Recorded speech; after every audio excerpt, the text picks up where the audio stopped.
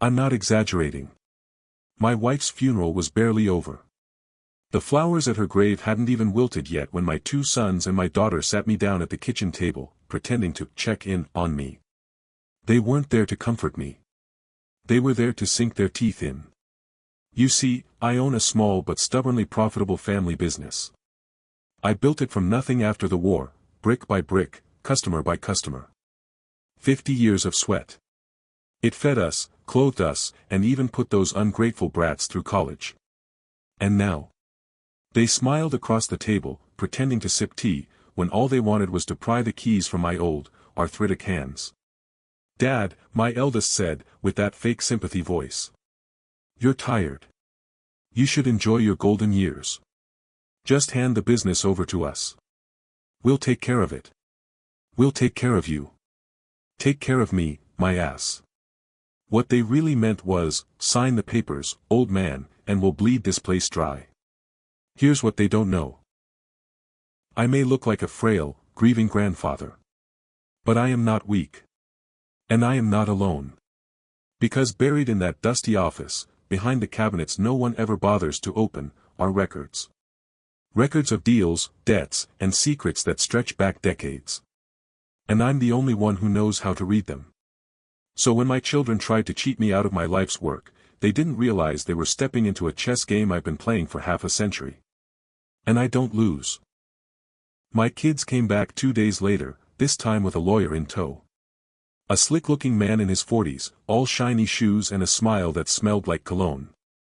They thought they had me cornered. Dad, my daughter said, patting my hand like I was some senile patient. This is Mr. Hanley. He'll make sure the transfer of ownership goes smoothly.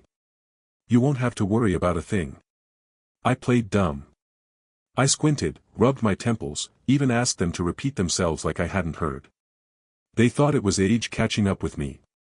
Truth was, I was buying time, because I recognized Hanley. 20 years ago, that same man was a fresh-faced intern at my accountant's office. He didn't know I remembered him, but I never forget a face. And back then, he'd learned exactly one thing about me: never play cards with the old man. So when he slid the papers across the table, I just smiled and said, "Give me a week." My kids looked furious, but Hanley? He gave me the smallest nod. Barely noticeable. But I saw it. I knew what it meant. He wasn't here for them. He was here for me. That night, after the house got quiet, I found an envelope slipped under my door. No name. Just a single line inside, written in sharp, confident handwriting.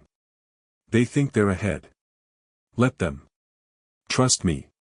And tucked behind that note, was a copy of the very documents my children tried to trick me into signing. Only difference? These ones had certain paragraphs highlighted. Hidden clauses. Legal traps that would have gutted me if I'd signed without looking. The vultures weren't even smart enough to read the fine print. I poured myself a whiskey and laughed so hard I woke the dog. Because now, not only did I know their plan, I had their playbook. And the best part? I hadn't even started playing mine yet. The night the city went dark, I was sitting alone in my office. Old habit. Couldn't sleep, so I pored over the ledgers again, those dusty records no one but me could ever untangle. Numbers that look like gibberish unless you know the code. My code. Then, snap. Everything cut out at once. Streetlights, houses, even the blinking neon sign across the road from my shop. The kind of blackout that swallows you whole. Funny thing about blackouts, they strip people bare.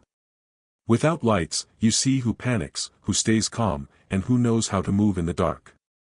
A few minutes in, there was a knock at my door. Slow. Deliberate.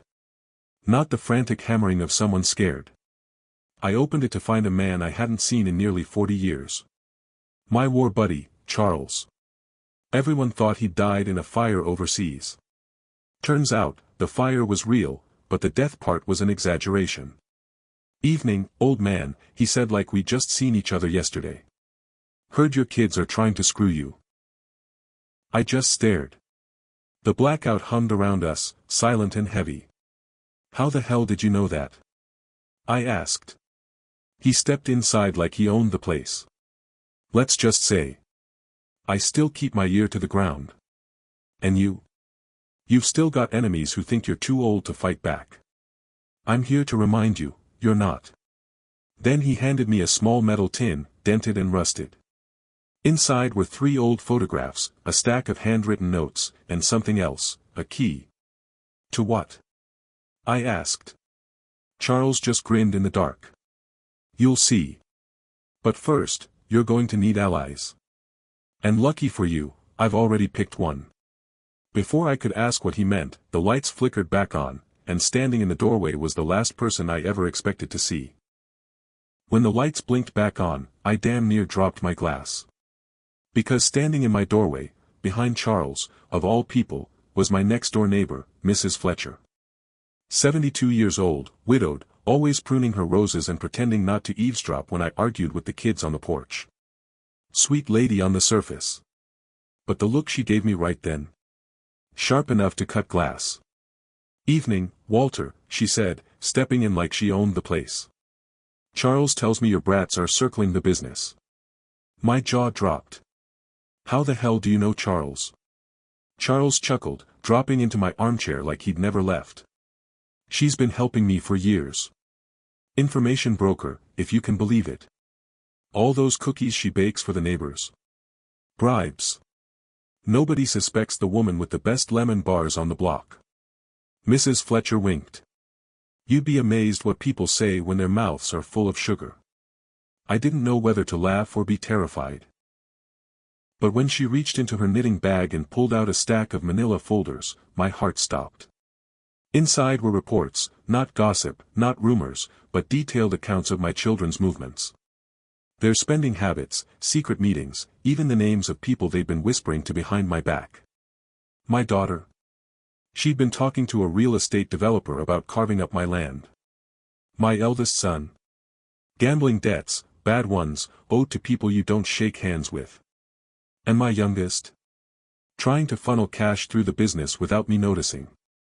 Your kids are greedy, Mrs. Fletcher said matter-of-factly, sliding the folders across my desk. But more importantly, they're sloppy. Charles leaned forward, eyes gleaming in the lamplight. And sloppy opponents make easy prey. That was the first night I realized, this wasn't just about me holding on to the business. No, this was about turning their own greed into the rope they'd hang themselves with. And with Charles and Mrs. Fletcher at my side, the noose was already halfway tied. 2 weeks after that blackout, the first domino fell. My eldest son, Richard, always the cocky one. The one who thought wearing a tailored suit made him smarter than everyone else in the room. He strutted around town, racking up debt, thinking no one noticed. But Mrs. Fletcher noticed. She knew exactly where he spent his nights and exactly who he owed. So when the accident happened, I didn't even have to lift a finger. See, Richard's favorite haunt was a high-stakes poker room downtown. He thought he could buy his way into the big leagues, but gamblers don't forget debts. And when you owe the wrong kind of man 50 grand, eventually your luck runs out. One rainy Thursday night, Richard's shiny BMW was found wrapped around a lamppost. He survived, but his right hand? Crushed. Surgeons said he'd never hold cards, or even a pen, the same way again. At the hospital, he had the nerve to glare at me. This is your fault, old man. If you'd signed the business over, I wouldn't have been desperate. I leaned over his bed, looked him dead in the eye, and whispered, you gambled your hand away. Don't blame me because you played it wrong. What he didn't know was that the man he owed, the one who finally sent collectors breathing down his neck, was an old contact of Charles. A contact who just happened to get a nudge at the right time. Coincidence? Maybe. But I don't believe in coincidences anymore. That accident was a warning shot. Proof that I didn't need to touch them directly. All I had to do was let their own greed steer the wheel, and I'd be there to make sure the crash was fatal. But while Richard was laid up in a cast, licking his wounds, my daughter was already moving faster. She thought she could outmaneuver me. Thought I was too distracted to notice. She was wrong. Because that's when I found the first cryptic note. Slipped under my office door. Same handwriting as before. This one only said, "She's making her move. Watch the man with the silver tie." And suddenly, I knew the real game was just beginning. The note said to watch the man with the silver tie. At first, I thought it was nonsense. But then I saw him. My daughter, Caroline, waltzed into the shop one morning with this tall, polished stranger in tow. Early 40s, slicked back hair, and a tie so shiny it looked like it belonged in a jewelry case. He smiled too wide, shook my hand too hard, and introduced himself as an advisor helping Caroline with some real estate opportunities. Translation: a vulture helping my daughter pick the bones clean. I played dumb, offered coffee, listened to their pitch about how redeveloping the land the business sat on could triple its value. Apartments, retail, parking garages, all shiny lies wrapped in numbers they thought I was too old to follow. But here's the thing. I invented half the tricks they were using back in the 70s when businessmen like him were still in diapers. His spreadsheets were smoke and mirrors, designed to make Caroline think she was outsmarting me. While he talked, I kept staring at his tie. That damn silver tie. Whoever left me that note, they weren't wrong. After they left, I did what I always do, went digging. And wouldn't you know it? Mr. Silver Tie wasn't just some consultant. He was a fixer. A man with a history of taking over family-owned businesses and gutting them for profit. Quiet bankruptcies, lawsuits that vanished, names that disappeared off company registries. Always the same playbook. Caroline thought she'd found herself an ally. What she really found was a snake. And snakes are easiest to kill when they think they're coiling around their prey. That night, Charles and Mrs. Fletcher sat with me at the kitchen table, going through the man's history. And tucked inside one of Mrs. Fletcher's folders, we found something curious, an old photograph of him standing beside a man I knew very well. A man who had once owed me his life. Suddenly, this wasn't just about Caroline's greed. This was about a past debt, one I could cash in right now. And for the first time, I realized the game wasn't confined to family. Outsiders were stepping onto the board. Which meant it was time to remind everyone exactly whose board they were playing on. I hadn't spoken to Frank Delaney in 35 years.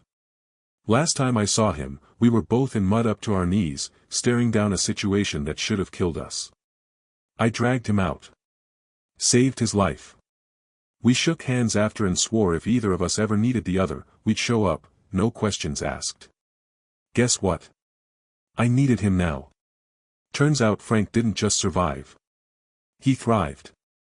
Built himself into a quiet giant in the construction world, the kind of man who could sink or save a project with one phone call. And wouldn't you know it, every flashy redevelopment scheme my daughter and her silver-tied parasite were drooling over, all of them needed permits, crews, supplies that flowed through Frank's people. So I dialed the number I'd kept tucked in the back of an old ledger, half expecting it to be dead. Instead, Frank answered on the second ring. "Jesus, Walter," he said, voice rough with surprise. "Didn't think I'd ever hear from you again."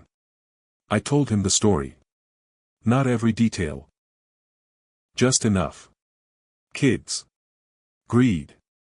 Business. A snake in a silver tie. There was a long silence on the other end. Then Frank chuckled, low and dangerous. "You saved my life. You want me to return the favor? Done. Tell me where to put the knife."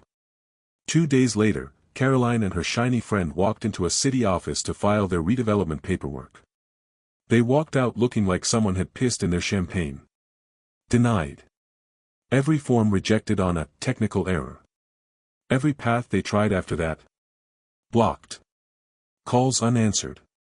Meetings cancelled. Crews suddenly unavailable. They thought it was bad luck. I knew it was Frank. But the best part? Caroline came storming into my house, slamming her fists on my table, accusing me of sabotage. And all I had to do was sip my coffee and raise an eyebrow. "Sweetheart," I said, "I'm just an old man. What could I possibly do?" She stormed off, red-faced, cursing. But her silver-tied fixer lingered at the door a moment longer, studying me with those cold eyes. That's when I realized, he knew. He knew someone was backing me, and he didn't like it one bit. Which meant the game wasn't just business anymore. It was personal. And when snakes get personal, they get dangerous. It started just past midnight. I was asleep in my chair, dog at my feet, when the smell hit me. Smoke. Thick, acrid, crawling through the vents. By the time I stumbled outside, flames were licking the back wall of the shop. My shop. 50 years of sweat and blood, glowing orange against the night sky. Neighbors poured out with buckets, someone shouted for the fire department, and all I could do was stand there in my slippers, heart pounding like a war drum. The firefighters came quick, but not quick enough. By sunrise, half the storage wing was blackened ruins. Machinery twisted and useless. Inventory gone. The fire chief told me it looked electrical. Old wiring, maybe. But I saw the thin trail of accelerant along the foundation. I wasn't born yesterday. This wasn't a bad fuse. It was a message. And I knew exactly who sent it. See, snakes like Mr. Silvertie don't like losing quietly. Caroline probably didn't even know what he'd done. She thought she was playing checkers while the man was playing chess with my life. But here's the thing he didn't know. He thought he was scaring me.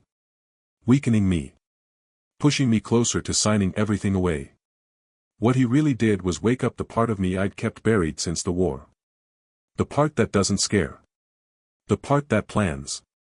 The part that fights dirty. That morning, as the smoke still rose from the ashes, Charles put a hand on my shoulder. "They've shown their hand," he said quietly. "Now it's your move." And Mrs. Fletcher? She just slipped me another folder, this one thicker than the rest. Inside, photographs. Documents. Names. People tied to Silvertie. People with dirt so deep I could bury them without touching a shovel. I looked at the ashes of my shop, then at the folder, then at the two of them. "All right," I said, my voice steady for the first time since the fire. "Let's stop playing defense." It wasn't my funeral, obviously. It was an old friend from church, Harold Miller. A quiet man, but connected. His family ran in some of the same circles my business brushed up against over the years. When a man like Harold goes, half the city turns up in their best black suits to shake hands and whisper in the corners. Perfect place to make a move. I walked in alone, cane tapping the floor, and immediately felt the eyes. My kids were there, of course. Caroline clinging to Silvertie's arm, Richard brooding with his cast, and my youngest skulking near the back. They looked at me like vultures watching a wounded fox. But they weren't the only ones watching. Because across the room, sitting with the city's respectable crowd, was Frank Delaney, my old war buddy turned construction king. And when he caught my eye, he gave the slightest nod. I nodded back. The signal. It was time. After the service, while mourners filed out, I positioned myself near the casket, cane in hand, offering handshakes. People came up, one after another, old associates, business owners, even a city councilman.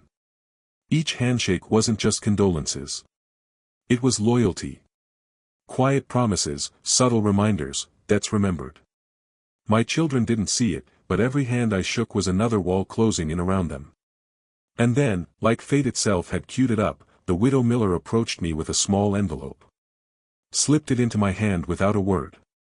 When I opened it later, I nearly laughed out loud. Inside was a deed, a small but crucial strip of land right beside my shop. Harold had willed it to me, not to his own family. That little strip? It was the keystone. Without it, no developer could legally bulldoze my property into apartments. Caroline's golden dream. Dead before it started. Silvertie saw me pocket that envelope. His smile flickered, just for a second. And in that tiny crack, I saw the fear he tried to hide. The funeral had given me more than closure. It had given me control. But just as I felt the tide turning, I caught a glimpse of someone unexpected lingering in the back pew. A stranger I didn't recognize, staring straight at me. And in his hand, the same handwriting I'd seen on those cryptic notes. After the funeral, I slipped out the side door, hoping for a moment of quiet. Instead, I found him waiting. Tall, wiry, gray at the temples. A man I'd never seen before, but he looked at me like we'd already met. In his hand was another envelope. Same sharp handwriting. "You've been reading my messages," he said calmly, voice low enough to get lost in the shuffle of mourners. "Good. Means you're not as blind as your children think." I tightened my grip on the cane. "Who the hell are you?" He smirked. "Someone who doesn't like watching parasites win. Let's leave it at that." I should have walked away. But curiosity gnawed at me. So I opened the envelope. Inside was a single page, photocopied bank records.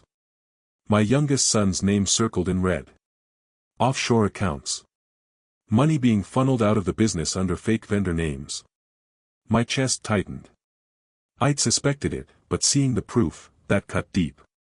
"Why are you showing me this?" I asked. The stranger's smirk faded. "Because your daughter's fixer isn't just after your land. He's after your bloodline. He's grooming your youngest to betray you all the way to the grave. If you don't stop it now, he'll succeed."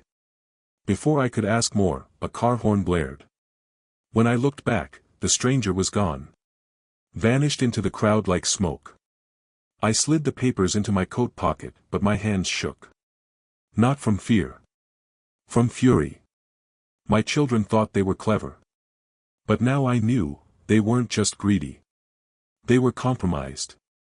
And if Silver Tie was worming his way into my family through my youngest son, then the fight had just gotten uglier. When I told Charles later that night, he only nodded. "I've seen men like this before. They don't just want your business. They want to erase you. We can't let that happen." Mrs. Fletcher leaned forward, eyes cold as steel. "Then it's time we feed him some poison. Let's give him something to choke on." I agreed. But even as I said it, one question burned in my mind. Who the hell was that stranger really working for? The first blackout had been an inconvenience. The second one? It was war. It hit on a Friday night, right when the city was alive. Restaurants full, traffic heavy, my shop running late hours to make up for the fire damage. Then, bam. Lights dead. Streets swallowed whole. Silence, except for the faint hum that comes when everything suddenly stops. But this time, I knew it wasn't random. Because 5 minutes before the lights went out, I'd gotten a text from an unknown number. Just 3 words. "It starts tonight." And damned if I didn't recognize that handwriting when the letters glowed on the screen. While the rest of the city scrambled, I stayed put in my office, flashlight in one hand, cane in the other. Charles showed up not long after, rifle case slung over his shoulder like it was 1968 again. Mrs. Fletcher followed, knitting bag clinking suspiciously with more than just yarn. "Where's your youngest?" she asked, voice like ice. I didn't answer. Because I already knew. He wasn't home. He wasn't with friends. He was with him, the silver-tide snake. That was confirmed when a truck pulled up outside my shop, blacked-out windows, engine idling too long. A silhouette in the passenger seat, my son. My blood. "They're making a move," Charles muttered, checking the dark street like it was enemy territory. But before anything could happen, before I could storm outside and drag my boy back by the collar, the truck peeled away. Tires screaming, disappearing into the blackout. On my desk, I found an envelope that hadn't been there minutes before. Same handwriting. No seal, no return address. Inside, a blurry photograph. My youngest, sitting at a restaurant table across from Silver Tie, signing something. Papers. Contracts. And at the bottom of the photo, scrawled in ink. "He's already sold you out." For the first time in this whole game, my knees nearly buckled. Not from age. From rage. But when the lights of the city flickered back to life an hour later, I'd already decided, my son had made his choice. And now, I'd make mine. I didn't sleep after that second blackout. Couldn't. Instead, I sat at my desk with a bottle of bourbon, a fresh stack of paper, and the old safe cracked open. Inside were documents no one in the family had ever seen, titles, deeds, contracts, and most importantly, my original will. The one that split everything neatly between my children. I tore it in half. Then again. Then again, until the shreds filled the wastebasket like confetti at a funeral. This time, I wrote something different. Something cruel. I left Richard nothing but the debts he'd racked up in his own name. I left Caroline $1 and a note, consider it payment for your loyalty to strangers. And my youngest? He got the same, $1, with the words, blood doesn't excuse betrayal. The business? The land? The accounts? All of it went to one entity, a trust. A trust designed by Hanley, yes, the slick lawyer they thought was theirs. But bound so tight with legal wire that even if they contested it, they'd strangle themselves in court. And the trustee? Mrs. Fletcher. Sweet old Lemon Bar Fletcher, who in the eyes of the law was nothing more than a kindly neighbor. I laughed when I signed it. Not because it was funny. Because it was perfect. They thought they were cutting me out. Instead, I'd cut them clean off the tree. When the ink dried, Charles leaned back in his chair and whistled low. That's not a will, he said. That's a loaded gun. He was right. And the best part? I didn't even have to show it yet. I locked the new will in the safe, poured another drink, and waited. Because sooner or later, my children would push me to the edge, and when they did, I'd pull the trigger. But fate moved faster than I expected. The very next morning, the silver-tide snake made his boldest move yet. They called it a family meeting. I called it an ambush. Caroline insisted I come to a downtown office building. Fancy glass tower, overpriced parking. Richard was already there, still sulking with his busted hand. My youngest sat stiff beside him, eyes darting everywhere but mine. And of course, Silver Tie presided over the table like a smug king addressing peasants. Mr. Walker, he began, using my last name like I was a stranger, we're here to finalize what should have been decided months ago. Your business, your land, your accounts, transferred to your children. You'll be cared for, of course. But the future needs younger hands. He slid a thick stack of documents across the polished wood. My daughter beamed like Christmas morning. My youngest avoided my eyes.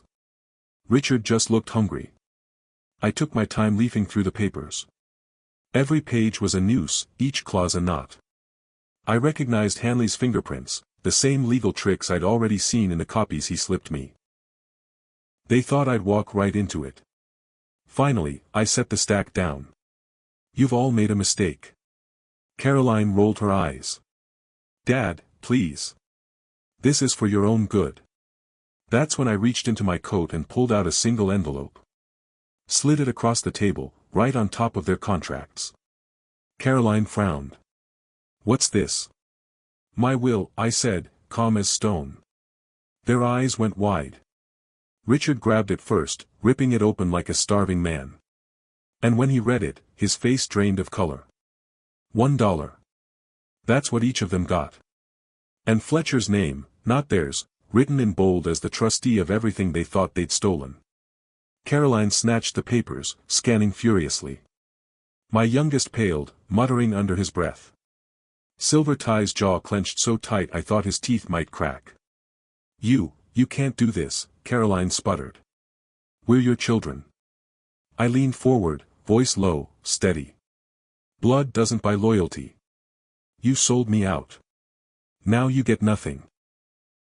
For the first time, Silver Tie dropped the mask.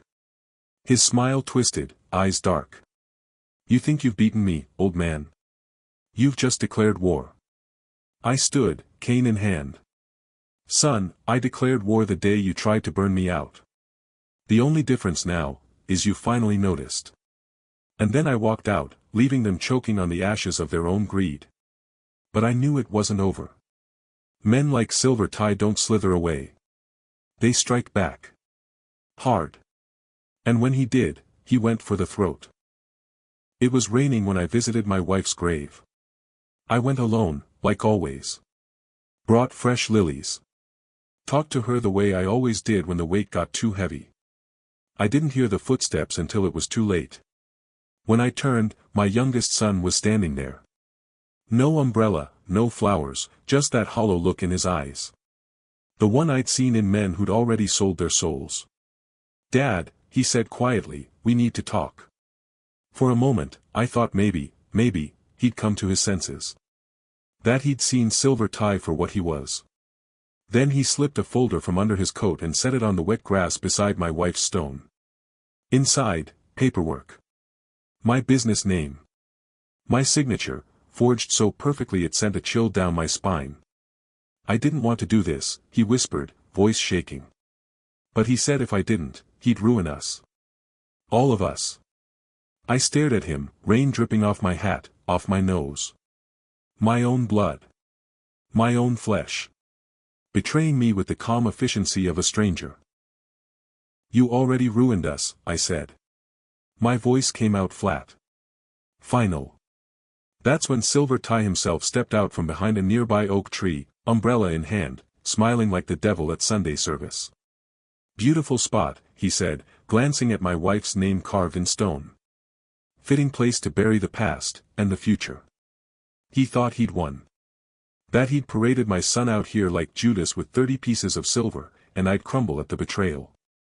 But here's the thing. I'd expected it. The moment I saw that blurry photo of my boy signing papers, I knew where this was headed. Which is why, hours earlier, I'd left a sealed envelope with Mrs. Fletcher. Instructions, documents, proof of the forgery, everything she'd need to set the next phase in motion if I didn't walk back from the cemetery. Silver Tie thought this was the endgame. He was dead wrong. Because what he didn't know was that this betrayal wasn't the final nail in my coffin. It was the hammer in his. They told me I was old. They told me grief had softened me into a man who'd hand the keys to his own house over while humming a lullaby. They were wrong. If you want a confession to start this off, here it is, blunt as a bullet. I did not want to watch my children burn. I wanted them to pay for trying to torch what my wife and I had built.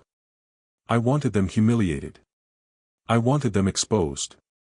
I wanted the city to know exactly what parasites they were. And if I couldn't have closure, I'd settle for a ledger and a courtroom. After the graveside betrayal, I slept exactly 2 hours. The rest of the night I spent with Hanley at my kitchen table, the newel between us like a loaded charge. Hanley, the slick, turned ally, had quietly become the best weapon I never told them about, a lawyer who owed me a favor from the day I once bent over to help his mentor in a pinch. He'd rewritten the trust with surgical precision. He'd also been busy, quietly, with a forensics accountant I'd never met but who smelled like old coffee and righteous violence on spreadsheets. Mrs. Fletcher had the forgery dossier already organized. Charles had gone out to call in a favor with a sergeant he knew, the kind of cop who remembers faces and grudges. Frank Delaney called in the construction industry favors, canceling bids and freezing access to materials.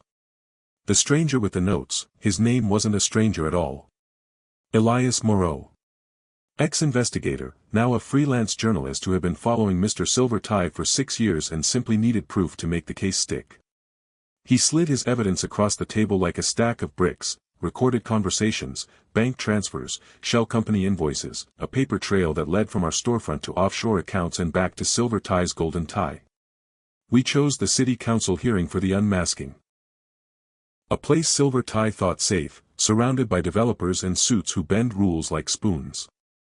He'd scheduled a press-friendly celebration of the future development and invited everyone who matters, some council members, his contractors, the local press. He'd bought a few favors, and, for theater, my children. He thought he'd present me as the obstinate relic in the front row while he unveiled the shiny apartments he'd already started financing. What he didn't know, Hanley had quietly subpoenaed the developer contracts. Elias had arranged for a reporter, an honest one, to be sitting front row with the recorded calls queued up. Frank had the city inspectors on speed dial. Mrs. Fletcher, as trustee, submitted a last-minute injunction halting any transfer of property or issuance of permits. She'd done it legally, and she'd done it in public. The trust papers we signed into the city record were airtight. Hanley placed them on the council table like a gauntlet. Silver Tie swaggered to the podium, grin in place, and began his spiel about vision and opportunity. Then Elias hit play. The room filled with the voice of a man giving step-by-step instructions on how to forge my son's signature, how to set a controlled electrical fire to intimidate me, how to launder money through vendors who, conveniently, were all on his payroll. He'd been recorded making a sales pitch to an associate about breaking an old man and his kids getting the dirt cheap, in his own clipped, smug cadence. People in the room shifted. The councilman laughed, then turned pale. A contractor sweating on the back row suddenly remembered a missing wire he installed for safety and called it in. The reporter scribbled like a madman. The city clerk made a phone call and, within minutes, the permits Silver Tie thought he had were flagged for fraud. Frank's contractors blocked access. The police sergeant Charles knew was already standing by. Quietly, politely, with a badge he'd shown before the microphone went live. When Silver Tie realized the playbook he'd been handed by his fixer, the one that would have wiped out my legacy, was now in the hands of a dozen people who liked not being lied to, he bristled. He attempted to stride out the side door, to call his people, to bully the council. Instead, officers gently guided him into a chair, informed him he was not under arrest yet, but that there were plenty of witnesses, copies of the recordings, and an eager prosecutor who'd been handed the exact dates, accounts, and invoices needed for wire fraud, extortion, arson conspiracy, and money laundering. Richard's creditors were notified publicly by a man who'd gotten tired of being paid in promises and who now had receipts for every empty IOU. The bank accounts frozen. The shell companies evaporated under forensic scrutiny. My youngest, the boy who'd put his name to forged papers at a restaurant, faced a choice in front of the television crews that night: cooperate and enter a plea bargain with community service and rehabilitation, or go to trial and bring to light exactly how deep his debts and lies ran. He chose to cooperate. He cried on camera in a way that made my jaw ache. It was genuine, messy, human. I felt a complexity of fatherhood I hadn't had time to prepare for, but I did not flinch. By the time the headlines hit the next morning, Silver Tie had been indicted. The man who thought property and people were interchangeable parcels was now facing a wall of legal documents he hadn't seen coming. The council revoked the preliminary approvals. Lenders withdrew. The neighborhoods we'd served for half a century rallied, employees testified, neighbors signed affidavits, and customers penned open letters about the man who had actually run the business for decades, me. The trust took control. Mrs. Fletcher ran the books with an iron thumb and a lemon bar grin. Hanley stayed on as counsel for the trust. Frank rebuilt the back shop, with city subsidies and community donations, employing men who'd been furloughed after the fire. Charles sat across from me on the rebuilt stoop the first morning we opened the repaired doors and told me, with cigar smoke and a grandpa's pride, that I'd done something he hadn't expected. I'd taken my losses and turned them into leverage. I'd stayed alive. And my children? They were left with consequences that fit what they'd sown. Richard faced bankruptcy and a long road of rebuilding without the crutch of fraud. Caroline had to watch every property she'd hoped to flip fall through because the trust, run by a woman who knew how to hold a grudge, refused to sell. My youngest entered a program. He changed his name on social media and began, awkwardly, to learn how to be small and honest for the first time in his life. I don't enjoy watching them suffer.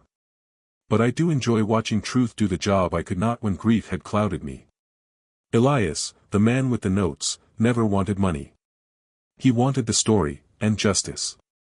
He eventually wrote a piece that read like an obituary for the type of man who believes the world owes him more than it does. He titled it simply, Receipts. The stranger with the notes.